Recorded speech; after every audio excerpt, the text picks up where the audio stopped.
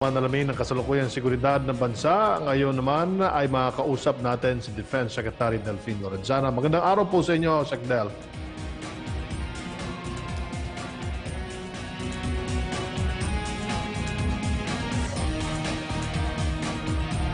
Sec. Del.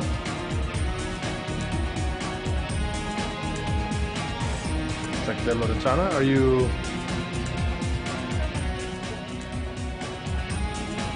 Are you with us, sir? Okay. Okay. Secretary, pupuntahan muna natin. Ayan na si Secretary Lorenzana. Sec. Del, magandang tanghali po sa inyo. Magandang tanghali, Sik Martin. Happy Independence sa inyong lahat yan. Sa pagbisita kamakailan ng ating mga opisyal ng DND at AFP sa Pag-asa Island para sa pagbubukas ng katatapos lang na proyekto na beaching ramp. Kumusta po ang inyong pagbisita, sir? Ano po nakita ninyo? Maganda. Ibang-iba sa nakita ko noong 2017 nung nagpunta kami doon dahil hindi makalapit yung mga barko natin para mag-unload ng kanilang mga cargos. Kaya hirap na hirap yung mga tao doon na magdala ng mga supplies. So ngayon, ito nakikita mo ngayon, itong approach, nandyan yung beaching ramp. Yung beaching ramp ay isa yung maglalapit yung aeroplano, yung barko natin at ilalapag niya yung kanyang rampa at doon ilalabas yung mga supplies. So kung nakita mo kanina, Sik Martin, yung parang sirado na dulo ng airstrip, na-repair na rin yun. Yun ang ginawang beaching ramp, yung dulo na parang naubos ng erosion. So ngayon, yan nakikita mo dyan yung parang triangle. Ayos na yan. At yun, nandyan yung beaching ramp natin sa tabi niyan. Ang next na project natin ay repair naman ng airstrip kasi kung tingnan mo yung paligid ng airstrip ay naubos na ng erosion yung iba-ibang parte niyan. So yun muna ang gagawin ng ating contractor, yung pag-repair. Pagkatapos na ma-repair yung mga paligid niyan ay sisimentohin na natin yung airstrip. Pagkatapos masiminto nun ay saka pa siguro pag sinisiminto natin yung airstrip ay baka pwede na nating isabay yung paggagawa ng mga facilities dyan, yung paggagawa ng mga bahay ng ating tropa, bahay ng mga tao kasi may population yan mga civilian, mga bata. I think there are about 200 children there. Then magdadala tayo ng mga generators nila dyan, mga water purification system at kung ano-ano pang kailangan ng mga tao dyan sa Pag-asa. So maganda itong nangyari, Sik Martin, dahil ito na yung umpisa ng tuloy-tuloy na rehabilitation ng Pag-asa Island. Gaano pa importante ang proyektong ito para sa ating mga kababayan? Importante, Sik Martin, dahil yun ang ating pinakamalayong outpost natin dyan sa Spratlys na nasa ating kasama yan sa Kalayaan Island Group. Siyang mga island natin dyan, hindi lang mga reefs yan, kundi island. Ito na yung jumping board ng ating mga gagawin pa sa ibang isla. Isa pa, importante rin ito sa mga dadating na araw kasi baka pwede natin gawing scientific research station yan ng ating yung mangingisda or fisheries para mapaunlad natin yung ating fishing industry. Yung paligid kasi niyan, Sik Martin, ay kung tingnan mo, mababaw yan eh. Nung nandun kami, meron din kami nakikitang mga ilang, siguro mga 3 o 5 fishing boats ng mga Chinese. Ngayon, tinatanong ako ng mga tao kung bakit wala tayong mga ganong fishing boats dyan. Ang sabi ko naman, dahil karamihan sa ating mga pangisdang bangka ay kahoy pa. Hindi makarating dyan sa maliliit. Mas gusto nilang mga mangisda sa Scarborough Shoal at saka sa Mischief Reef na mas malapit sa Luzon. Dito, malayo na masyado, about 2 hours by plane, C-130. So, hindi nakakapunta dyan yung ating mga maliliit na bangka. Pero yung malalaking steel-hulled fishing boats ng China ay madaling makapunta riyan. So, hopefully, later on, magkakaroon tayo ng ganun malalaking bangka at makapunta tayo dyan. Opo, Secretary, bibigyan daan ko lang po yung tanong ng ating mga kasamahan sa media mula po kay Joseph Morong ng GMA News. Ano daw po ang mas magandang community quarantine sa Metro Manila after June 15? Considering magtatag-ulan na po at magkakaroon ng mga prone to flu and maybe more COVID infection. Ano ang mas magandang procedure ng quarantine? Marami kasing factor niya na Yusek Turaki. Ito yung pinag-aaralan ngayon ng ng DOH kasi sila yung mayroong mga detalye or data about yung kung ano pa yung mga lumalabas, kung saan lumalabas yung mga infection. So, personally, gusto ko nang maluwagan ito Metro Manila maging MGCQ, pero depende pa rin yan sa magiging rekomendasyon ng task force kung ano ang mangyayari sa Metro Manila. Pero although halos lahat kami ay gusto nang pumunta sa MGCQ, pa rin yun, depende pa rin yun sa mga darating na araw kung ano yung development ng infection sa Metro Manila. So, Secretary, pinag-aaralan pa rin pong mabuti ng IATF kung talagang po pwede na po mapunta ang ating mapunta na from GCQ to MGCQ ang Metro Manila. Oo, tama yan, Yusik Rocky. Wala pa kaming concrete na proposal ngayon. So ngayong within from now up to Monday, sa Monday kasi meron kaming IATF meeting with the President sa Davao. Baka doon na niya announce kung ano na yung status ng mga areas, especially itong GCQ, itong Metro Manila at saka Cebu. Specifically Metro Manila at saka Cebu dahil ito yung mga lugar na maraming infection. Opo. Secretary, follow-up lang po ng ating mga kasamahan. Ano daw po kasi yung parang nagiging basihan ninyo dahil po ba daw yan sa ating mga datos pa rin na nakukuha mula sa DOH? Kaya nagkakaroon po ng ganyang diskusyon or plano pa ang ating ang IATF. Tama yung Yusik Rocky, hindi naman tayo makakawala doon sa mga rekomendasyon ng DOH dahil nasa kanila yung data kung ilan yung namamatay, ilan yung infection every day, ilan yung recoveries. Ito yung mga pinaka-importanting bagay na talagang pagbabatayan ng desisyon kung ano ang gagawin sa Metro Manila, saka sa Cebu. Opo, Secretary, balikan lang po natin yung Pag-asa Island. May mga tanong pa rin po kasi dito. Ano daw po yung mga susunod na proyektong nakalatag para sa patuloy po na pag-develop at pagpapatibay ng nasabing isla? Ang susunod dyan, pagkatapos ng beach ramp, ay yung pag-repair ng runway. I-repair muna natin yung runway, yung mga dulo, yung tagiliran dahil nakain na yan ng dagat. After repairing the runway, ay concreting na naman. Sisimintuhin natin yan. Pagkatapos noon ay saka tayo makapag-rehab o makapag-construct ng mga facilities doon sa Pag-asa.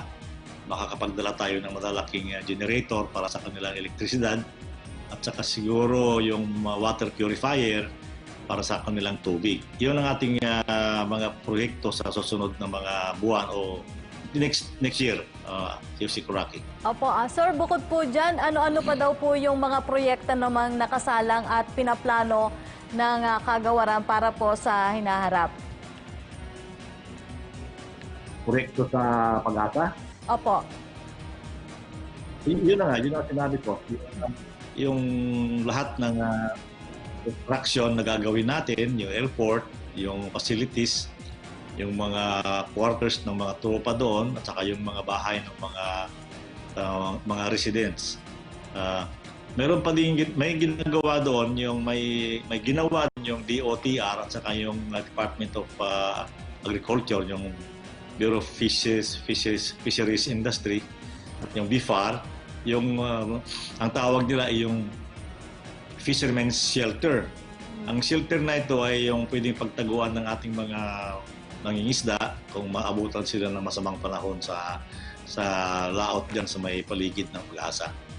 Opo, Secretary, pasensya na po ha, may mga tanong pa rin. Sa pagpasa daw po ng Senado at Kongreso sa anti-terror bill sa gitna po ng pandemya, ano po ang inaasahan yung magiging papel ng DND ukol dito sa oras na pirmahan po ni Pangulong Duterte at tuluyang maging isang ganap na batas ito?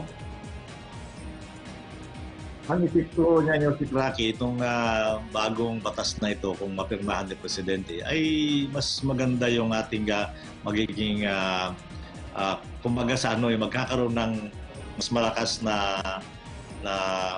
procedure o magkakaroon ng ipin yung ating law enforcement agencies para pigilan itong mga terorista. Gusto kong sabihin sa mga mamamayan na ang batas na ito ay para sa terorista lamang. Yung mga nagbabalak, gumagawa at gumawa na ng terroristic act, ito ang sakop niyan. Yung mga, huwag matakot yung mga demonstrator kasi hindi naman saklaw ng batas na anti-terrorism bill itong mga nag-demonstrate, dissent against the government. Ay wala po yun. Kuwan po yun, protektado ng ating konstitusyon, yung sinatawag nilang freedom from assembly, yung freedom to assemble or to group together to express your dissent. Opo, yan po yung... Yun ang pinakamagandang parte ng batas. Ay yung kapulisan ay magkakaroon sila ng may dagdag na power, dagdag lang na power, hindi naman absolute power, para habulin at hanapin itong mga terorista. Opo, yan po yung parang magiging pagtiyak nyo po doon kasi may mga kababayan po tayo na tila alinlangan po dito sa naturang panukalang batas. Naintindihan naman namin yun yung si Rocky, yung kanilang pag-alinlangan kasi pwede naman din sabi nga nila baka maabuso itong batas na ito. Meron namang mga provision doon na nagpapataw ng malaking kaparusahan sa mga kapulisan o military na mag-aabuso ng itong batas na ito. Sa bagay, lahat naman ng batas pwedeng abusuhin. So, hindi na siguro exception itong batas na ito. Pero marami tayong safeguards, lalo na yung mga chain of command natin, at saka yung mga korte din, kasi kasama din ang korte dito, at saka yung Anti-Terrorism Council. So, huwag pong mabahala yung mga mamamayan abusuhin itong batas na ito dahil hindi po papayagan ng leadership ng kapulisan at saka ng military na maabuso itong batas na ito. Opo, samantala, Secretary, sa pamagitan po ng inyong programa na Kapwa Ko, Sagot Ko, ay marami po sa ating mga kababayan ang naabutan ng tulong. Sa ngayon, ano na po ang update sa programang ito? Tuloy-tuloy pa rin na Yusir Rocky, yung mga ating kapulis, ang mga kasundaluhan, ay patuloy silang tumutugon sa mga nangangailangan.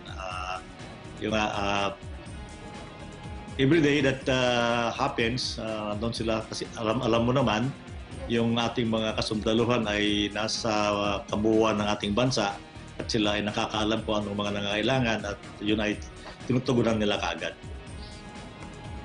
Secretary, sa programa naman pong Balik Probinsya, Balik Pag-asa program ng gobyerno, ano po ang magiging role ng DND sa pagtulong po sa ating mga kababayan na nagdesisyon na pong tumugon sa panawagan ng pagbabalik probinsya? Malaki yung Rocky kasi alam mo naman maraming lupa itong Philippine Army. Philippine Army ay isa sa mga pinakamalaking ahensya ng gobyerno na may nagmamayari ng lupa. Ang parte niyan, ang part ng mga lupa na yan ay pwede nating ibigay sa mga taong babalik sa probinsya na gawin nila magpa-farming. Yung mga gustong magsaka ay mababahaginan sila ng lupa na Philippine Army. Sa katunayan nga, mayroon ng 1,200 hectares na kinukuha ng Department of Agrarian Reform sa may Talakag, Bukidnon, na ito ay bahagi ng kampo ng Philippine Army. Meron pa kami, hinahanapan pa namin sila yung mga darating na araw, yung mga taong babalik sa probinsya, kung saan pa kami pwedeng kumuha ng magbigay ng parte ng mga kampo para sa kanila. Tutulungan din namin yung mga tao na yan kasi malapit sila sa kampo kung paano nila mapa-onlad yung kanilang mga sakahan.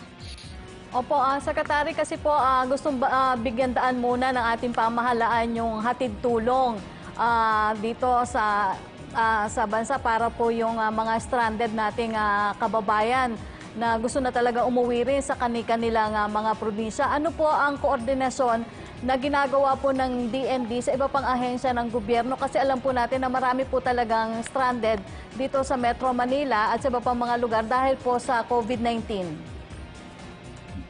Yung si Rocky, yung una nating pinagtuunan ng pansin ay yung mga 40,000 na OFWs na nagdatingan mula noong Abril, ano? Yun ang ating pinagtuunan ng pansin dahil sila yung talagang transiting lang sila mula Middle East or sa ibang parte ng daigdig. Dadaan lang sila sa NAIA tapos uuwi na sa kanilang mga probinsya. So yun ang pinagtuunan natin ng pansin. Ngayon, medyo kumukunti na lang yung mga OFWs, ay ito namang mga locally stranded individuals ang ating pinagtutuunan. Ngayon, kung sila ay pupunta sa probinsya na kailangan ng eroplano, ay pinapagamit natin yung ating Philippine Air Force planes na magdala nitong mga locally stranded individuals sa kanilang probinsya. Yun namang nangangailangan ng mga bus ay tulong natin ng DOTR na magpo-provide sila ng mga sasakyan, mga buses para dalhin sa kanilang probinsya. Pero ang pinakamalaking problema natin, Rocky, ay yung mga stranded na locally stranded na nasa airport ngayon. Ang nangyari kasi, itong mga taong ito ay naabutan sila ng COVID-19, ng lockdown. Ito yung mga galing sa probinsya na nandito sa Manila na mayroong mga book ticket, mayroong na silang ticket sa aeroplano. Kaya lang wala mo nang lipad ang mga commercial flight. So hindi sila makalipad. Ang ginawa nila dahil siguro nabalitaan nilang nagbibigay yung Philippine Force ng sakay ng aeroplano papunta sa probinsya, ay nagdagsaan sila sa airport. Sabi ko nga, dapat mapigilan natin yung mga taong yan na umalis sa kanilang tinitirahan ngayon at pumunta sa airport dahil kung wala silang schedule na flight, ay talagang magtatagal sila sa airport para maghintay ng mga aeroplano. Hindi naman karamihan yung ating Air Force planes. Marami ring mga ginagawa yan tulad ng hakot ng mga supplies, medical supplies mula nga sa abroad, sa China, at saka dito rin paghahatid ng mga supplies para Manila to the provinces. Kaya kulang yung ating aeroplano, kaya kung pwede lang sana yung mga stranded dito sa Manila, wag mo lang kayong pumunta sa airport kung walang kayong masakyan dahil baka magtagal kayo doon, wala namang facilities doon sa airport na pwede nyong tumira kayo doon na pwede nyong gamitin. Opo, Secretary, ngayon po ipinagdiriwang natin ang Independence Day. Ano po ang inyong mensahe sa ating mga kababayan? Ang mensahe ko ay pagdiwang natin ito, pasalamat tayo sa mga taong nagsakripisyo ng mga nakaraang araw para tayo makamit natin itong ating kalayaan. Siguro magsama-sama tayo para mapanatili natin itong ating kalayaan. Hindi lang sa kalayaan sa ibang